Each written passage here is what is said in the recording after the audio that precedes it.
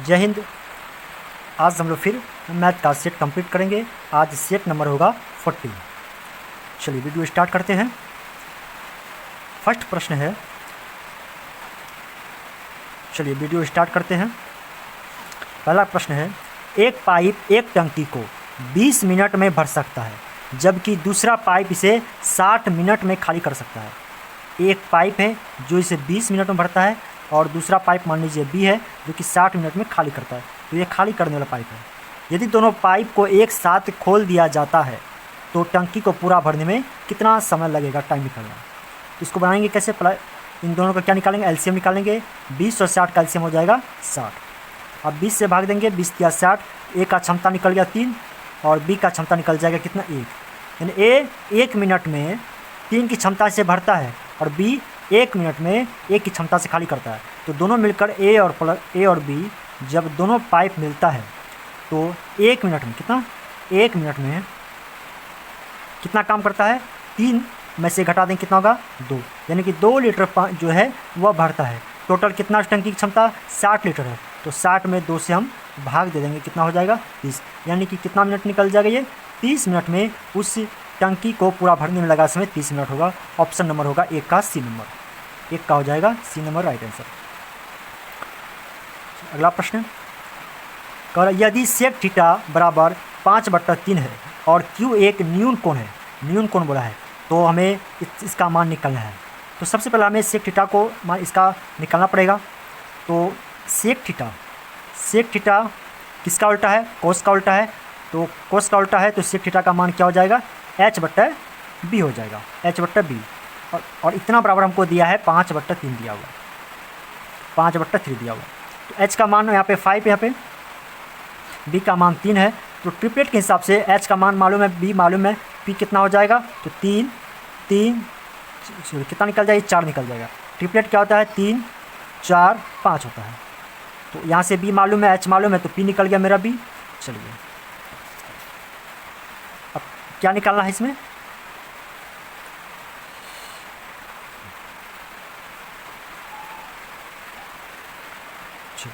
अब इसका हमें मान निकालना है।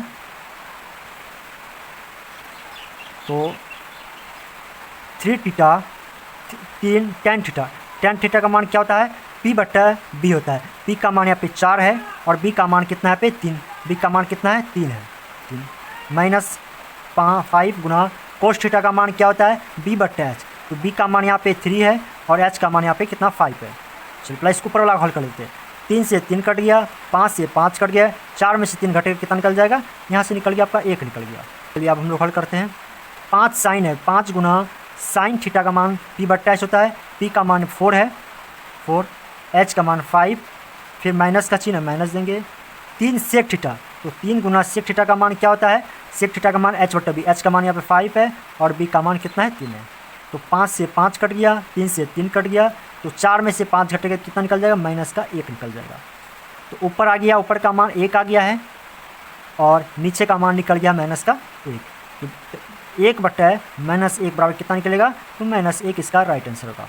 ऑप्शन नंबर होगा इसका 2 का डी नंबर, 2 का डी राइट आंसर होगा। किसी वस्तु पर उसके क्रय मूल्य से 50% अधिक मूल्य अंकित किया जाता है। यदि दुकानदार उसे 10% और 25% की 2 क्रमिक छूट देता है और फिर भी 15 रुपया का लाभ अर्जित करता है, तो क्या निकालना, क्रय मूल्य। तो मान लिए, चलिए मानते हैं हम लोग कि खरीद मूल्य क्रय मूल्य 100 है, 50% अधिक अंकित करता है तो 150 रुपया हो गया। तो ये क्या निकल गया 150, ये 150 हो गया, MP हो गया अंकित मूल्य, मार्क्स प्राइट हो गया कितना 150। अब इस पर 10% और 25% का छूट है, तो 150 का 10% छूट कितना होगा, 90/100, तो 9/10 हो जाएगा। 25% छूट कितना होगा 75, तो 75/100, तो 25 या 75, 25 100 3/4 हो गया। कितना निकल जाएगा इसका मान, 0 से 0 कट जाएगा, ये 0 से 0 कट गया। उसके बाद तो 15 9 कितना होगा, 135 गुना 3/4 हो गया।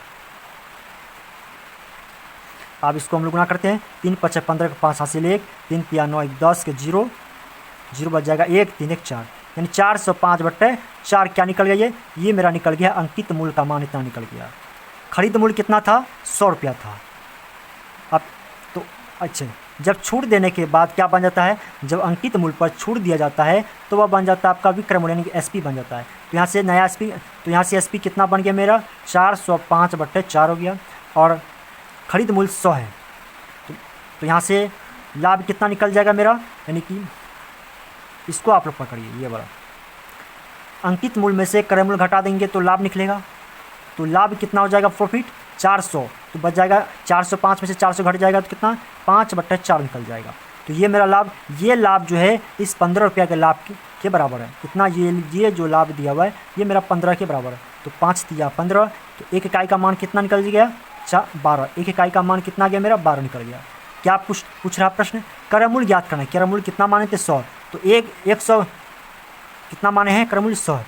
तो एक इकाई का मान 12 है, तो 100 इकाई का मान कितना हो जाएगा, 12 से मेरा खरीद मूल्य क्रय मूल्य हो जाएगा। ऑप्शन नंबर हो जाएगा 3 का डी नंबर, 3 का हो जाएगा डी नंबर राइट आंसर। कह रहा है कि निम्न तालिका 4 विषयों गणित, हिंदी, अंग्रेजी और विज्ञान में ABCD द्वारा प्राप्त अंक दिया गया है। तो प्रत्येक विषय का पूर्णांक 100 दिया है, प्रत्येक विषय का पूर्णांक 1 है। तो ये आपका विषय का नाम है, इधर मैं छात्र का नाम दिया है। तो चलिए प्रश्न क्या पूछता है, कह रहा है कि ए द्वारा गणित में कितना है, तो ए छात्र जो है गणित में 90 अंक लाया है, 90 अंक। और बी द्वारा हिंदी में प्राप्त अंकों के योगफल, बी हिंदी में कितना लाया, हिंदी बी लाया है 80, इन दोनों का करा योग 0 9 8 17 170 हो जाएगा। और सी द्वारा विज्ञान में, विज्ञान कहाँ गया यहाँ, सी कितना लाया, 64 लाया है, 64। फिर कह रहा है में, और डी द्वारा अंग्रेजी में प्राप्त अंकों का योगफल का अनुपात है। तो अंग्रेजी में डी कितना लाया, 76, जोड़ दीजिए इसको, 6 4 10 7 7 1 14, यानी इन दोनों का रेशियो पूछा क्या होगा, 0 से 0 कट गया तो 17:14 इसका अनुपात निकल जाएगा। तो 4 का हो जाएगा 17:14, ऑप्शन नंबर बी हो जाएगा राइट आंसर। रहा है कि 45 रुपया प्रति किलोग्राम वाली चीनी को 52 रुपया प्रति किलोग्राम वाली चीनी के साथ किस अनुपात में मिलाया जाना चाहिए ताकि जो मिश्रण है उसको 55.20 प्रति किलोग्राम की दर से बेचते हैं तो उस पर 15% का लाभ हो रहा है। देखिए, तो ये तो खरीद वाला दिया है और यहाँ पे विक्रय मूल्य बेचने वाला का लाभ हो रहा है। तो सबसे पहले हम लोग क्या करेंगे, इसका खरीद वाला मान निकालेंगे, सीपी निकालेंगे। तो सीपी बराबर क्या होता है, सीपी यानी कि क्रय मूल्य का मान निकालेंगे। तो क्रय मूल्य बराबर होता है, विक्रय मूल्य कितना दिया है, 55.20 दिया है, 15% का लाभ हो रहा है तो 100/115 हो जाएगा। फॉर्मूला क्या होता है, देखिए क्रय मूल्य निकालने का फॉर्मूला होता है जो विक्रय मूल्य यानी सेलिंग प्राइस गुना 100/100 प्लस परसेंटेज प्रॉफिट, इसका फॉर्मूला होता है। तो आप लोग फॉर्मूला बिल्कुल याद रखिए, बस इसी फॉर्मूला का हम यहाँ यूज किए। यहाँ पे आप पॉइंट लगाएंगे, 2 0 नीचे आएगा, ये 2 0 से 2 0 कट गया।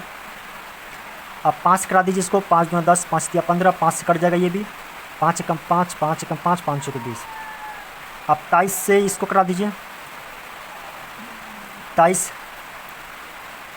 चौके, अगर 4 मरतबा लगाते हैं तो कितना हो जाएगा ये, तो 4 मरतबे 3 चौके 12, 4 12, 4 दूना 8 9 हो जाएगा 92।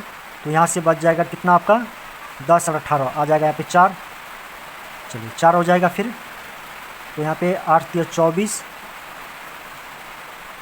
4 8 मरतबा मिलेगा, तो 8 3 24, 8 दूना 16, 2 18 यानी कट गया, यानी कि इसका मान कितना निकला 48 निकला। तो नया क्रय मूल्य जो है उसका मान निकल गया मेरा 48 निकल गया। चलिए 48 निकल गया। अब हम लोग कौन सा मेथड लगाएंगे, एलिगेशन मेथड हम लोग लगाएंगे।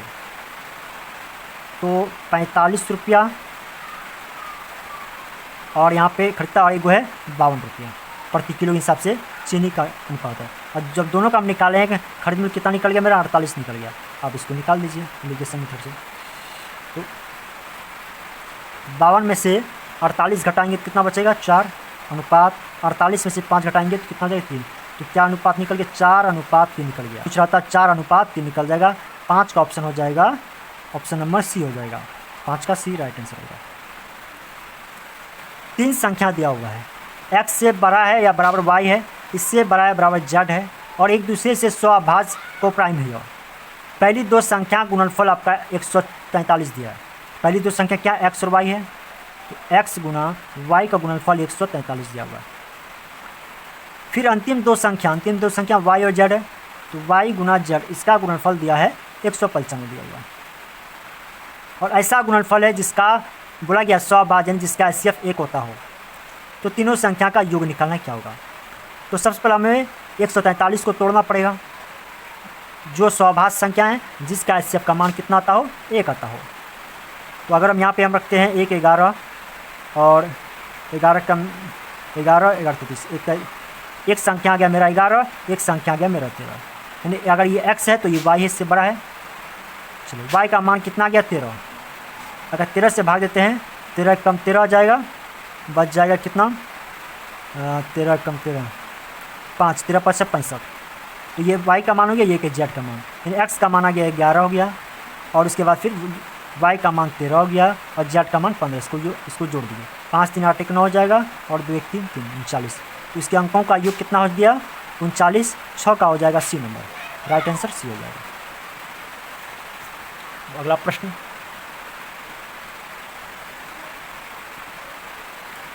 चलिए कह रहा है कि एक कंपनी में 6 कर्मचारी के मासिक वेतन 5,000, 6,000, 8,000, 8500, 9300 और 9500 है। उनके वेतन की माध्यिका ज्ञात कीजिए, क्या करना है। माध्यिका क्या होता है, बीच का नंबर होता है। तो 6 को है तो बढ़ते क्रम दिखिए, 6 को है तो दो इधर कर दीजिए, 5 या 6,000, फिर 8,000 है, फिर 85 है, फिर 93, फिर बढ़ते क्रम में। तो दो संख्या हट गया और दो संख्या पीछे से बच जाएगा 8,000 और 8500। इन दोनों को जोड़ देंगे कितना हो गया, तो हो जाएगा आपका 1650। 1650 का माध्यिका निकालना है, तो दोनों को जोड़ के 2 से भाग दे देते हैं हम लोग। तो 2 8 16, 2 2 4, 2 5 10, कितना निकल गया माध्यिका 825, सॉरी कितना 8250 हो जाएगा, 8250 जीरो नहीं, तो 8250 हो जाएगा आंसर। 7 का हो जाएगा option number B. Option number B है a प्लस बी और a प्लस बी का होल स्क्वायर। इन दो संख्या का कह रहा है तृतीय अनुपाती निकालना है कि क्या होगा तृतीय अनुपाती। तो तृतीय अनुपाती मान लीजिए क्या है, x है। तृतीय अनुपात क्या मान लेते हैं, x मान लेते हैं कि मेरा तृतीय अनुपात है। तो पहला अनुपात क्या है यहाँ पे a प्लस बी है, बीच वाला कितना है a प्लस बी का होल स्क्वायर। तो बीच वाला 2 बार लिखा जाता है, अनुपात a प्लस बी का होल स्क्वायर, फिर समानुपात, फिर क्या लिखा जाएगा a प्लस बी का होल स्क्वायर, और तीसरा निकालना था ना हमको x से, तो ये हो जाएगा तीसरा। तो बीच वाला 2 बार लिखा जाता है, तो ये वाला इसके साथ गुना होगा, ये वाला इसके साथ गुना होगा।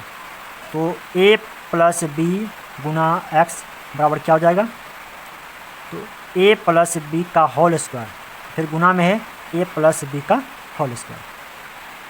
तो देखिए आधार जब समान है तो घात जुड़ जाएगा, तो a प्लस बी का पावर 4 हो जाएगा, और एक यहाँ पे है तो क्या हो जाएगा ये जब तो चलिए आगे हल करते। a प्लस बी गुना x बराबर इतना है, तो यहाँ पे 4 है, यहाँ पर कितना 1 है, इसका भी आधार समान है, तो 1 जाएगा भगा में घट जाएगा, तो क्या निकल जाएगा x का मान, तो a प्लस बी पावर 3 निकल जाएगा इसका। तो तृतीय जो है तृतीय अनुपाती कितना निकल जाएगा, a प्लस बी का होल क्यूब। 8 का ऑप्शन नंबर ए हो जाएगा राइट आंसर। पर एक वर्ग का क्षेत्रफल 900 सेंटीमीटर स्क्वायर है। एक वर्ग का क्षेत्रफल है, तो वर्ग का क्षेत्रफल क्या होता है, भुजा स्क्वायर होता है, बराबर 900 दिया हुआ है मेरा। तो ये रूट स्क्वायर हटेगा तो इस साइड क्या पर चढ़ जाएगा, रूट आ जाएगा 900 का, तो यहाँ से निकल जाएगा मेरा 30, यानी कि वर्ग की प्रत्येक भुजा कितना निकल गया 30। अब कह रहा है इसका परिमाप एक समषष्ठभुज के परिमाप के बराबर है। तो वर्ग का परिमाप क्या था 4 है, तो 4 a का मान 30 है। ये जो परिमाप है समषष्ठभुज के परिमाप के बराबर है। तो समषष्ठभुज का परिमाप कितना निकल जाएगा, 6 भुजा, तो 6 गुना a होगा। अब 6 करा दीजिए, 6 5 30 निकल गया, 5 चौके 20, यानी कि अब इसको a बड़ी मान लीजिए। तो अब इस समषष्ठभुज के प्रत्येक भुजा कितना निकल गया, 5 चौके 20 निकल गया। अब प्रश्न क्या पूछा है,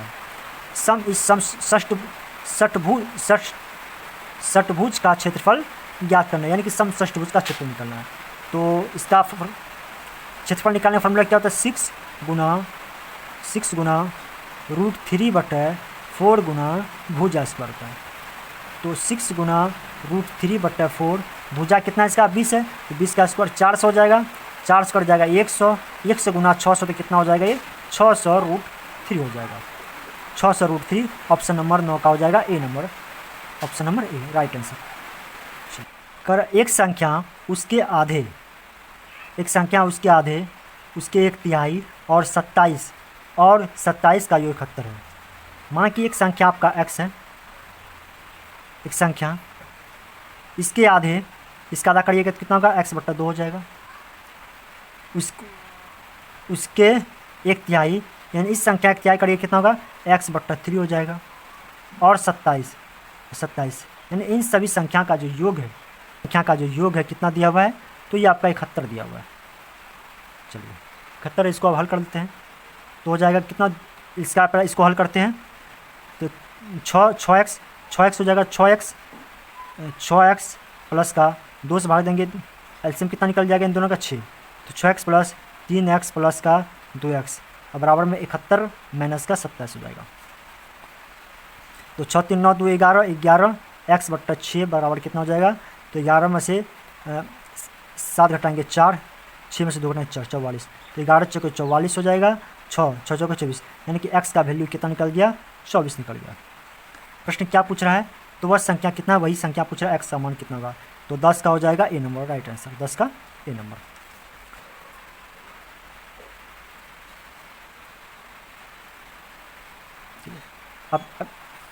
अब आगे कर रहा है 3 संख्या का अनुपात 1:2:5 है और उनका लघुत्तम समापवर्त एलसीएम 1600 है। तो 3 संख्या है, एक आपका x है, दूसरा 2x है, तीसरा आपका 5x है। इन तीनों संख्या का एलसीएम अगर निकालते हैं तो कितना निकलेगा, इन तीनों संख्या का एलसीएम अगर निकालेंगे तो फिर ये हो जाएगा आपका कितना 10x बराबर कितना 1600 दिया है। x का वैल्यू कितना निकल जाएगा, ये 160 आ जाएगा। संख्या का महत्तम समापवर्त एचसीएफ निकालना है, एचसीएफ तो एचसीएफ निकालना है, तो एचसीएफ कितना निकलेगा, तो एचसीएफ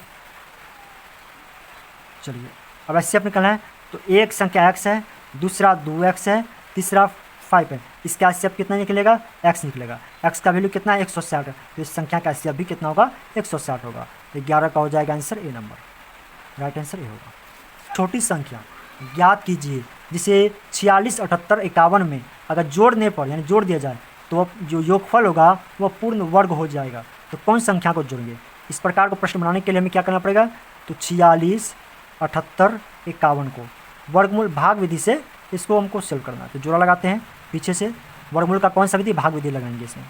तो जोड़ा लगाया, पहले जोड़ा पीछे से रखता है, चलिए जोड़ा लगा दिए।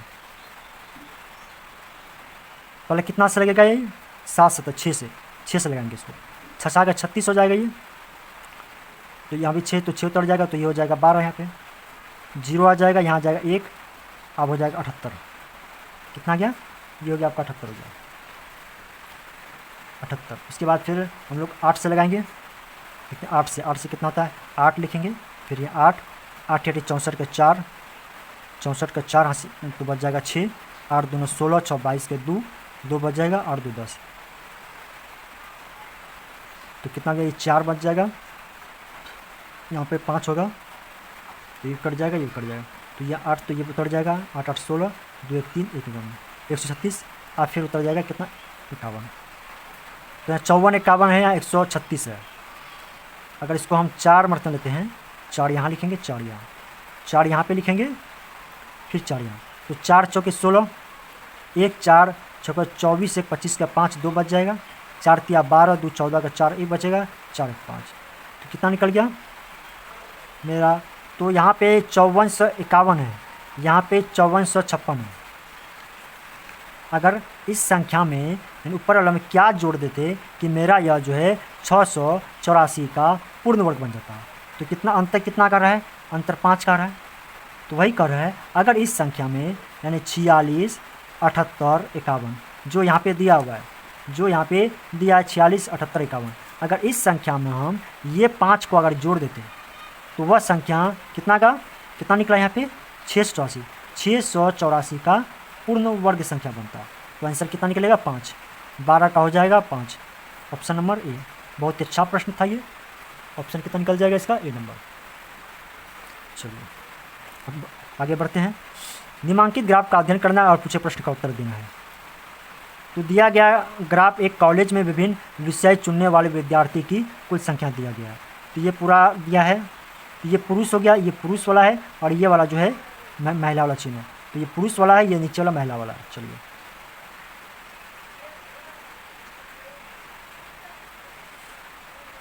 आपका जीव विज्ञान और गणित चुनने वाले विद्यार्थी की कुल संख्या।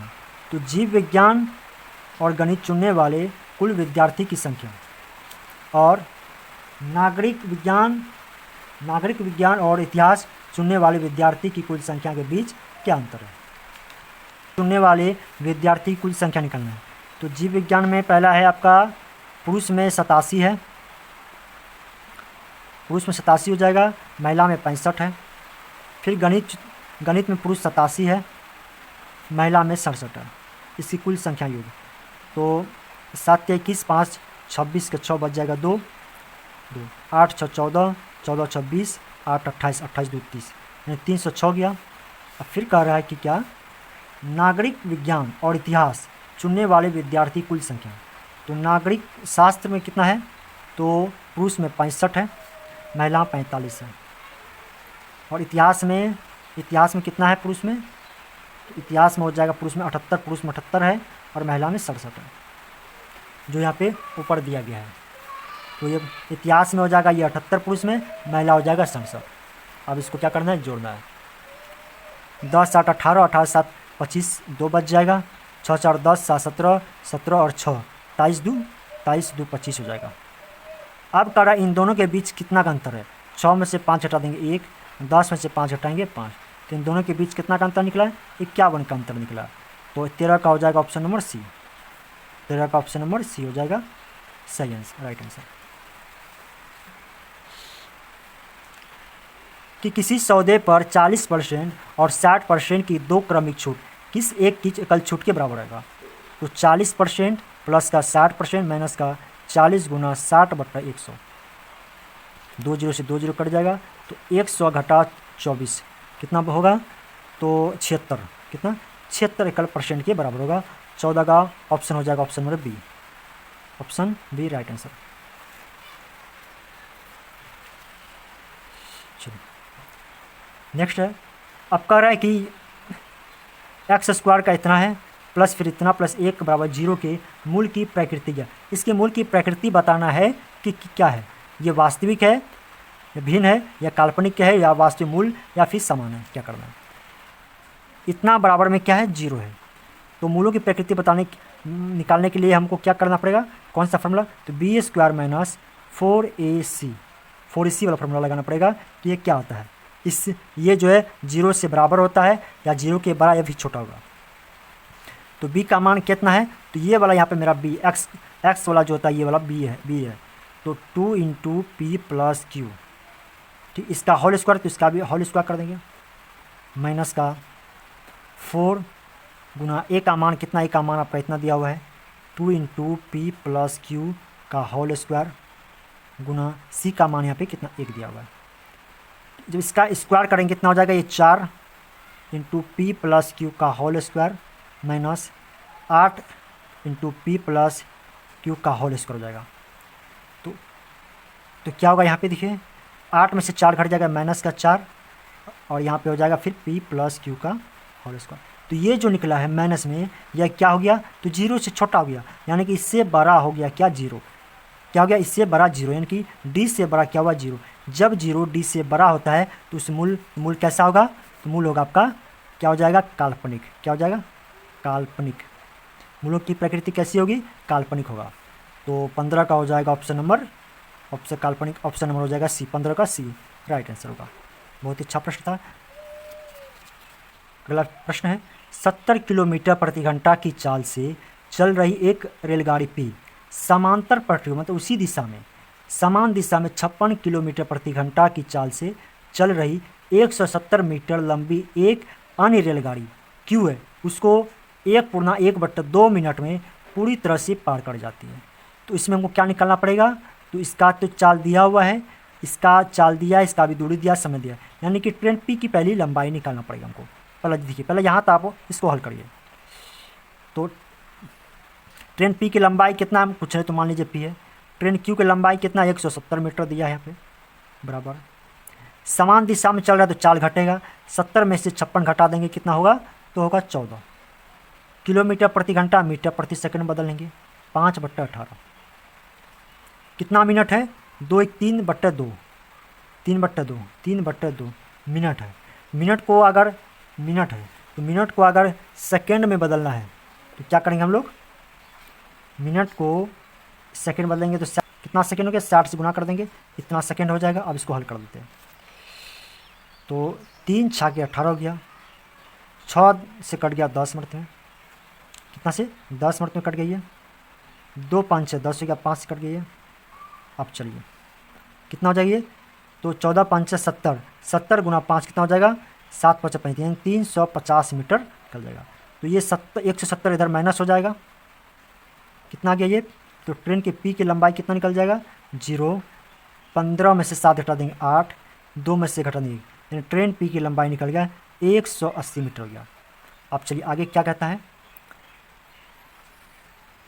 फिर कह रहा है रेलगाड़ी पी को सम्मुख दिशा, सम्मुख दिशा मतलब हो गया जो विपरीत दिशा, एक दूसरे के सम्मुख दिशा में, सम्मुख दिशा मतलब हुआ कि जो एक दूसरे के विपरीत आ रहा, उस दिशा में 74 किलोमीटर प्रति घंटा की चाल से चल रही 220 मीटर लंबी रेलगाड़ी आर है। कौन रेलगाड़ी आर, इसको पूरी तरह पार करने में कितना समय लगेगा। तो इस ट्रेन की लंबाई 220 मीटर है, पी ट्रेन की लंबाई 180 मीटर है, आर ट्रेन उसकी लंबाई 220 मीटर है। सम्मुख दिशा में तो दोनों को जोड़ देंगे और दोनों का चाल यहाँ पे क्या होगा, जुट जाएगा।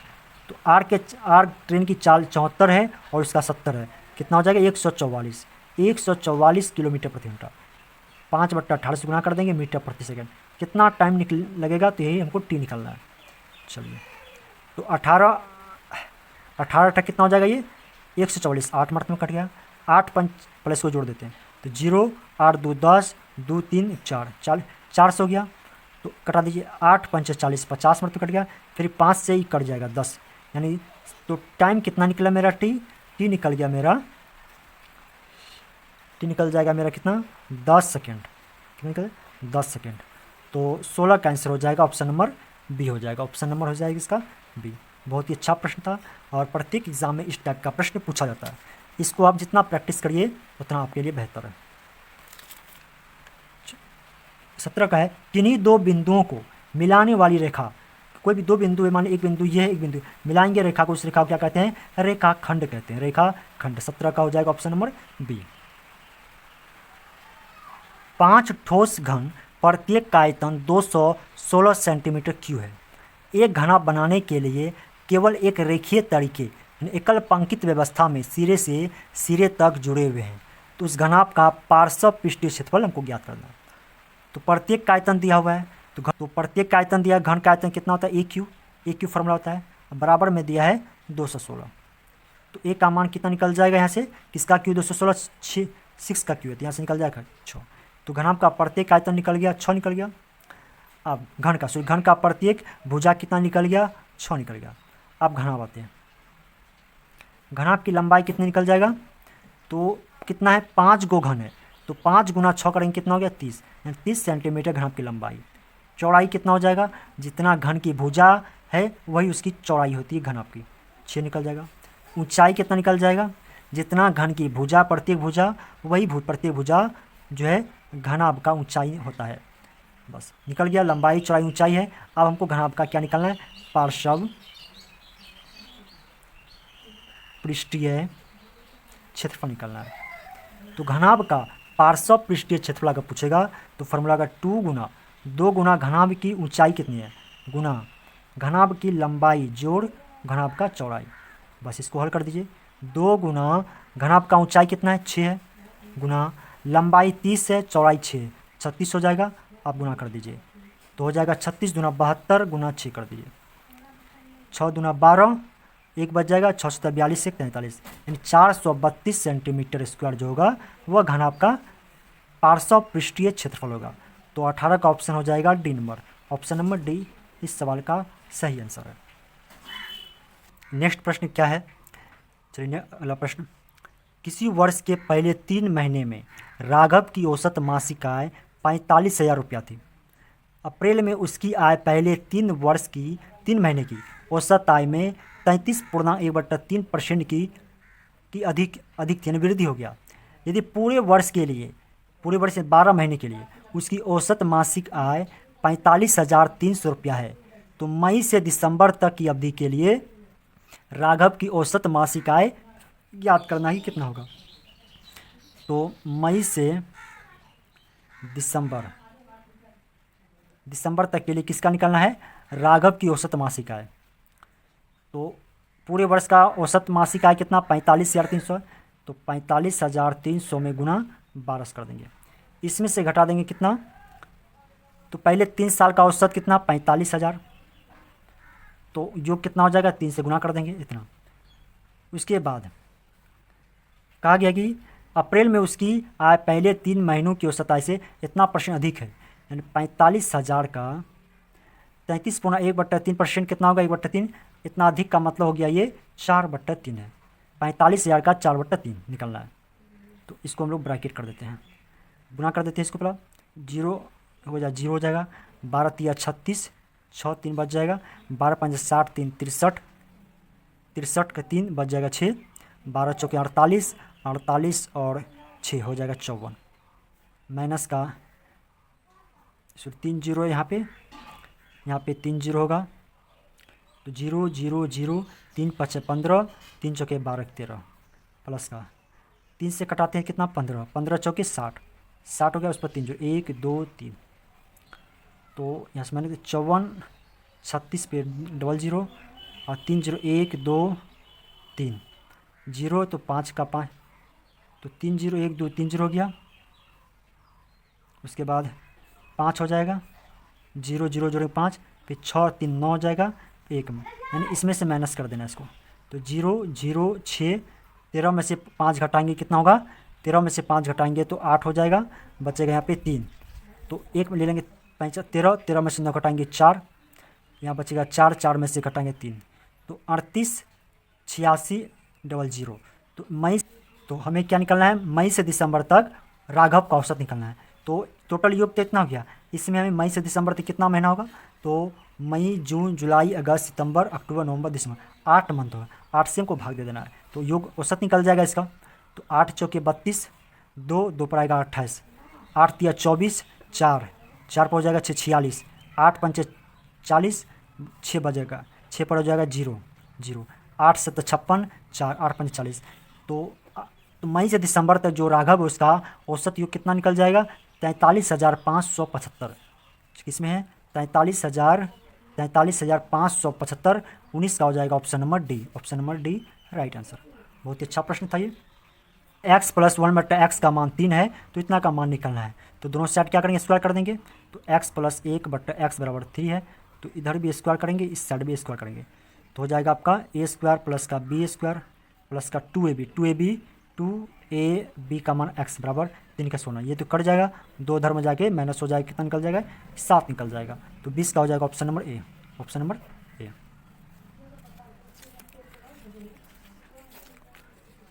21 का 2 का क्यू 8 गुना 3 का स्क्वायर 9 गुना 7, तो 9 है 72, 72 गुना 7 कर दीजिए, तो 7 दूना 14, 1 7 से 49 से 50, यानी कि 504 होगा। 21 का हो जाएगा option number C, option C हो जाएगा। नंबर 22 नंबर, P किसी आयत ABCD के अंदर स्थित एक बिंदु है। चलिए एक आयत बनाते हैं हम लोग, ये A है BCD, मान लीजिए यहाँ P बिंदु है एक, यदि P है 27 है, P कह रहे यहाँ से यहाँ तक जो बिंदु है ये आपका ये मान दिया 27 दिया है, PB 21 से अच्छा PB आपका 21 दिया हुआ है। चलिए PB यहाँ से 21, PC 6 सेंटीमीटर, PC यहाँ से यहाँ तक दिया है 6 सेंटीमीटर, ये P बिंदु है, ये 6 दिया हुआ है, तो लंबाई PD है, PD, तो ये लंबाई, अच्छा ये लंबाई का मान, इसको मान लीजिए x निकलना है, तो इसका मान निकलना है कि ये PD की लंबाई कितनी होगी, तो PD की लंबाई निकालना है, निकालने के लिए क्या करेंगे हम लोग, तो AP का होल स्क्वायर, ए पी कितना 27, तो 27 का होल स्क्वायर।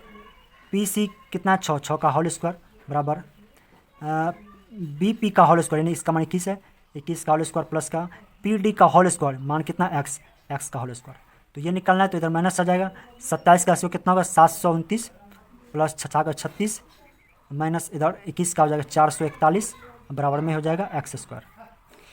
तो 9 6 15 3 2 5 6 7 घटा 441, तो कितना हो जाएगा इधर बराबर एक्स स्क्वायर। तो हो जाएगा आपका 4 2 और हो जाएगा आपका कितना 3, 324। एक्स स्क्वायर का मान निकल रहा है आपका कितना, एक्स स्क्वायर का मान निकला 324। तो एक्स स्क्वायर हटेगा तो इधर रूट हो जाएगा, तो यहाँ से एक्स का वैल्यू निकल गया 18। तो पी डी की लंबाई कितना निकल जाएगा 18 सेंटीमीटर। 22 का हो जाएगा C number, option number C right answer है। 36,000 की धनराशि पर 3 वर्ष और 4 माह का साधारण ब्याज 840 रुपया है। तो हमें वार्षिक दर निकालना है कि वार्षिक दर कितना होगा। तो दर निकालने का फॉर्मूला क्या होता है, ऐसा ही ब्याज गुना 100 बटे मूलधन गुना समय। बस इसी फार्मूला को हम लोग लगाएंगे, इसी फार्मूला का यूज करना है। साधारण ब्याज 840 है गुना 100 बटे मूलधन कितना है 3600 गुना 3 वर्ष 4 महीना, तो कितना मंथ हो गया, तो 12 36 4 40, 40 महीना हो गया। अब मंथ महीना को साल में बदलेंगे, 12 से भाग देंगे तो 12 हो जाएगा ऊपर।